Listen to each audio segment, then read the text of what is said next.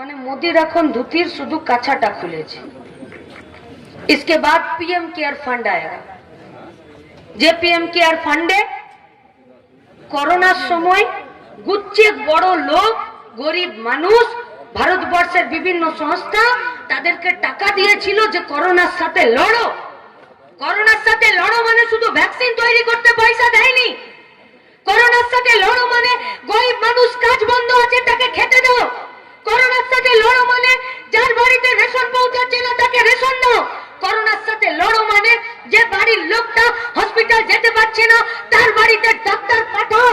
করোনার সময় লড়াই মানে আমাদের গায়ের আমাদের পরিবারের যে ছেলেগুলো বাইরে পরিযায়ী শ্রমিক হয়ে পড়েছিল তারা যাতে হেঁটে হেঁটে বাড়ি না ফেরে, তারা যাতে গাড়িতে করে বাড়ি ফিরতে পারে, তারা যাতে বাড়ি ফিরে খেতে পারে, তারা যাতে বাড়ি ফিরে 2 মাস নিজের সংসারটা চালাতে পারে, তার জন্য তাদেরকে মাসে আমরা বলেছিলাম 7,500 টাকা করে দাও তাদের ব্যাংকের অ্যাকাউন্টে। কিন্তু মোदी বলল कि ये फंड का कोई हिसाब देश का जनता नहीं ले सकता। क्यों? क्योंकि ये कोई सरकारी फंड नहीं है। तो पीएम केयर এর প্রধানমন্ত্রীর নামটা কি তোমার বাবা তোমাকে দিয়েছিল? ওটা তো দেশের মানুষের নাম। বলছে এই পয়সার হিসাব দেব না, ওই অশোক স্তম্ভটা তোমার দাদু দিয়েছিল, দেয়নি তো? তাহলে এখন ইলেকটোরাল বন্ডে শুধুমাত্র তোমার ধুতির কাছাটা আলতো করে খুলে দিয়েছে।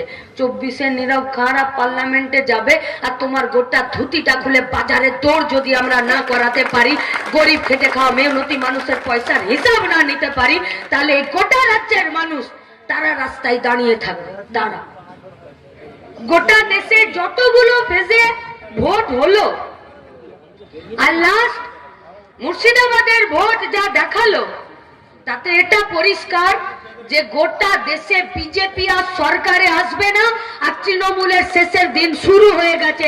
শুধু দাঁতে দাঁত চিপে আর বুথের মাটিটা কামড়ে পড়ে থেকে 13 তারিখ পর্যন্ত বুথের লাইনের দখলটা অন্য কাউকে লুটেরাদেরকে ছেড়ে দেবেন না।